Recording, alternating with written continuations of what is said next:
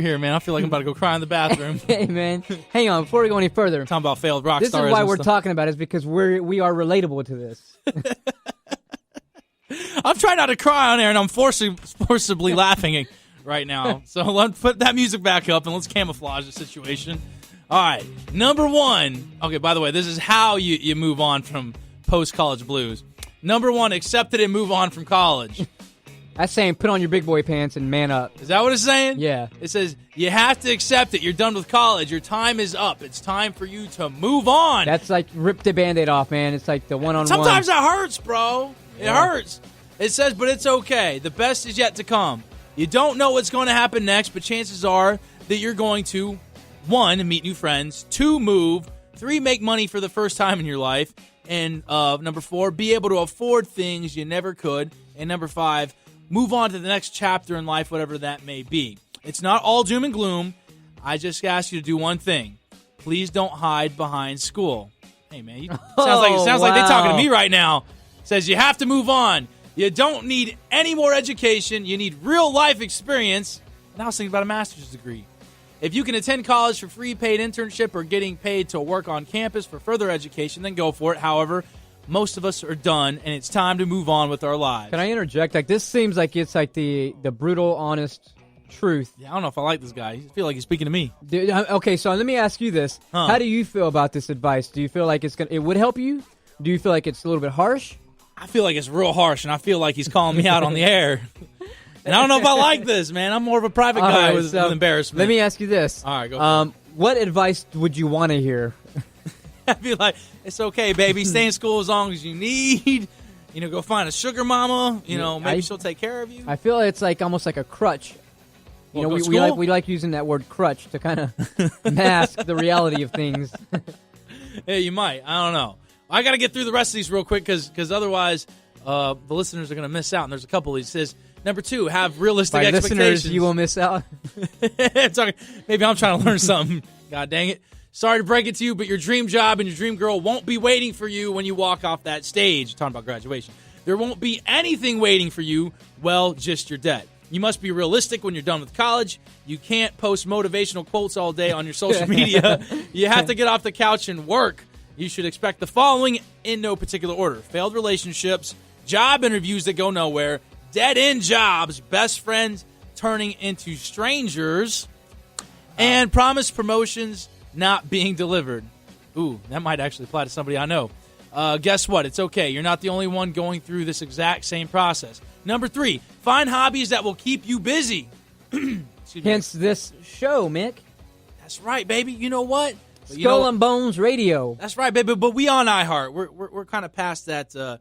Yeah. Let's start that over, baby. We ain't done with this segment. It says, what was number 3 again? I already forgot what it was. Maybe they remember, but I don't. Find hobbies. That's what it was. I've become horrible at planning trips. I have so many hobbies that I'm always thinking about what to do next. I hate going away for more than a week now because that means I have to miss a few pro wrestling BJJ classes. What is that even? Brazilian Jiu-Jitsu. I hate being away from the gym for more than a few days. I always... What are you talking about? Man, I'm going to skip this guy. I don't care what he's talking about. It says, whatever you do, I don't want you to become another depressing statistic. Keep busy with things that you love. Don't let time slip you by. The last thing you want to do is turn 50 and wonder where the time went. You won't have time to feel so sad when you're pursuing goals.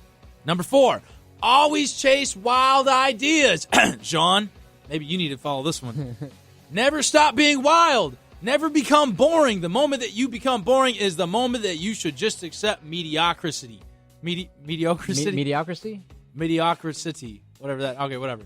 Chances are that you're not ready to throw the towel in just yet if you're still reading this. Let them judge you. Who cares? Nobody is as polarizing as me, and I love it. You can always plan that epic trick. You can always pursue your goals. You can do whatever you want. It's your life.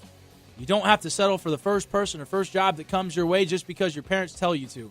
You have to live with your decisions for the rest of your life. Never lose your wild side.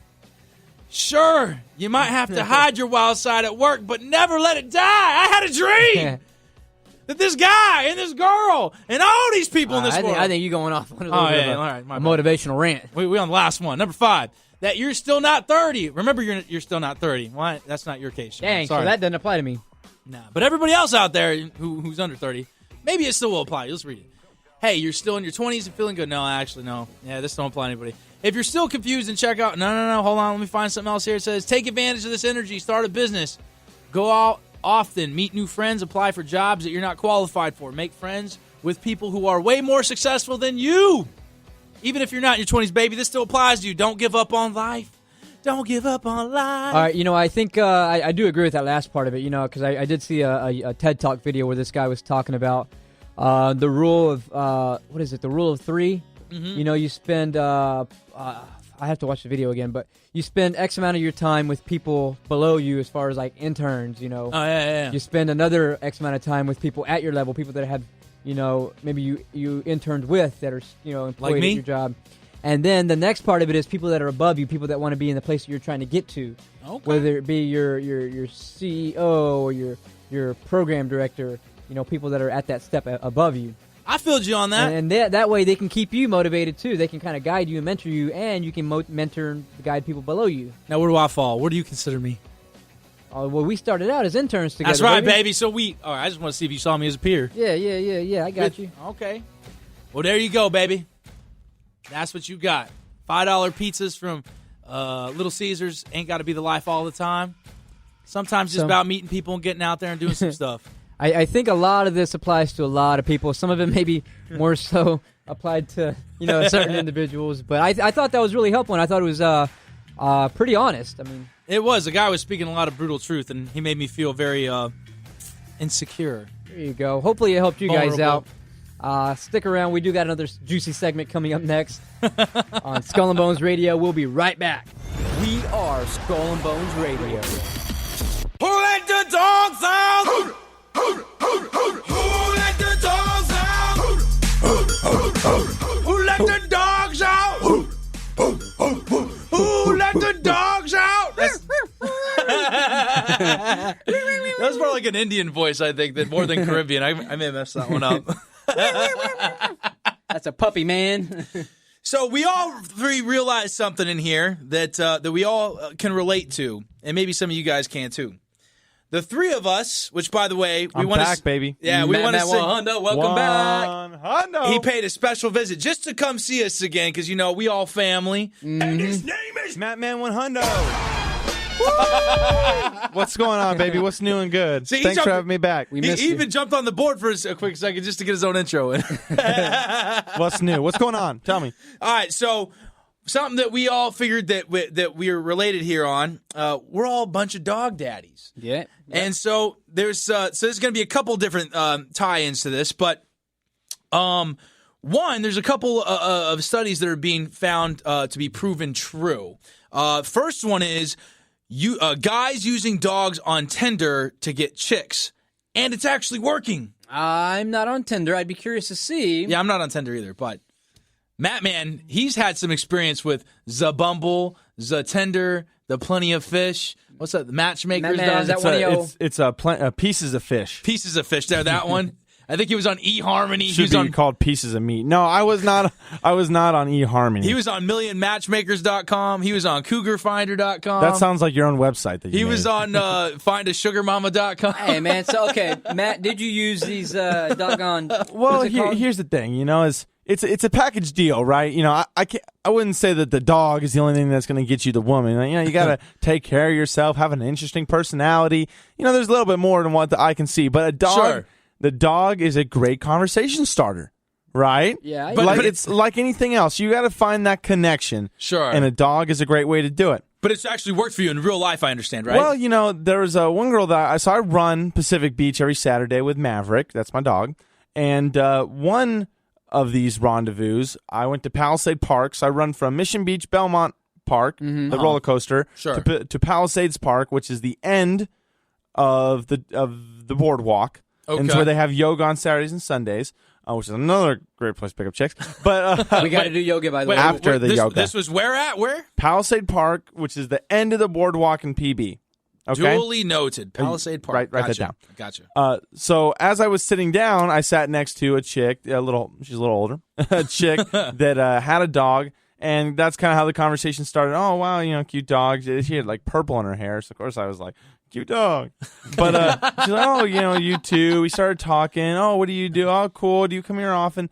Then, got the number, of course. And, that led to a couple more rendezvous. They were enjoyable. So she was a little older. Being a little bit vague here. I'm not going to tell you how old she was. Was she hot, though? Very much so. Okay. Well, that's all that counts, age didn't matter. But I'm saying there was a lot more that played into that connection, that going further than the dog park or the dog meet. Sure. But, Maverick was the only reason I got him. No, Maverick is a good connection. It's a good conversation starter. So he was the icebreaker for you in that instance. Dogs are great for that. Girls will come up to you and be like, oh, my gosh, can I pet your dog? And then as they're petting your dog, you're just like, so what do you do? Is there that's your opening line? Do they ask, like, what's his name? Well, every girl's different because they're all beautiful and different there, Sean. But, they're all unique. Usually they'll come to you like, oh, my gosh, such a cute dog. And then, you can make a snide remark like, oh, thank you. I know I'm cute. Oh, JK, just talking about the dog. Hi, I'm Matt. I'm going to mess up your life. Now, in this instance, how did this work out? So you're running Pacific Beach. Did she stop you? Did you take a breather? No, like I was telling you, it was at the Palisades Park at the end. Okay, so you finished with your run then? Yeah, that was that one girl. That's pretty much the only other one I've met running. But it's just a good, it's a good icebreaker, a good conversation starter. I agree. So I guess I'm trying to figure out, did she approach you or did you walk up to her? No, it was like a mutual approach because we both had dogs. So she's like, oh, is he okay, friendly? Gotcha. Yeah, he's friendly. The other thing is I started a line on Tinder where I say, if they got a dog, I say, my dog is cuter than yours. It's worked twice. Really? Yeah. Maverick is a cute write dog. that down. Well, because here's my thought process. You're going to think I'm psychotic. But a lot of girls, you got to realize girls are getting a ton of matches and a ton of guys texting them. And a lot of, you got to really, they're literally just kind of looking at it. And if anything pops out, they'll laugh and they may reply. But they're not going to reply to every guy. So, hey, beautiful, hey. Not going to get a response. The two girls literally told me that they were like, oh, you're one of the only guys I responded to because I said, I bet my dog's cuter than yours. And then naturally they're like, no. And then you're like, competition starting 1 hour. Give me your number because you can't do photos on Tinder. You're like, give me your number and I'll text you. And then we, usually an hour or two, we send back photos. Sabaske already got the album lined up. I know how it works. And then it's like, oh, we should go take the dogs to the dog beach. Oh, we should go do this with the dogs. And then Sabaske, there's your in. It's like a doggy date, huh? Doggy date, and then you'll doggy her. But Whoa, now. I'm kidding. I'm kidding. That was a little witty. I'm waiting till turned into marriage. savage mode. I'm waiting till marriage. I'm a little impressed by that one. I wouldn't have been able to come up with that one. I'll give you that one, Matt. I'm waiting till marriage to care about relationships. I'm kidding. I think the LA radio industry up there is making you a little more wittier. Yeah. You know what? I was savage mode in San Diego, and I'm still savage mode. I love it every day. No, I'm kidding. I respect women. I treat women nice, but it's a good intro. It's dogs are good for the introduction for sure. Well, okay, so I know that old Jean I'm a good guy. Perrion over here he's been walking his little puppy dog Kyoto around town. He's a beautiful little thing, isn't he? So what's been going on over there with old Kyoto, man? Oh man, Kyoto, he ain't so friendly. He's very protective. Oh, so he's ruining it for you. Yeah. I introduced him to new people and little hairs on the back of the spine of his neck. They shoot up and he just hides behind me. Oh, really? Yeah. He's very protective, which is good for me. Okay, well, I mean, only I can't reap the benefits of this. So no numbers for you. No numbers, and not that I wouldn't take the numbers, but I'm more or less kind of just focused on the puppy right now. I only got room for one love in my life. And that's Kyoto. Yeah, no, I think for him, like I said, he's very protective. Even with my roommates, he's very uncomfortable with them. Mm-hmm. And like I said, I'm kind of flattered that he's so protective. Sure. But sometimes it's just too much. A little too much there? Yeah. So it's kind of like mom a little bit. No, that's my boy. I'm going to protect him with all my heart, right? Mm-hmm. No, I get you on that. Well, it's kind of funny because I kind of feel with the little puppy I got. And but who knows? We don't know how long we'll have a roof over our head. We might end up both in a homeless diaries together. But what the hell does that mean? Well, hopefully things just keep going on with a roof over our head, and God be providing. But you never know. Finances sometimes they be getting strained.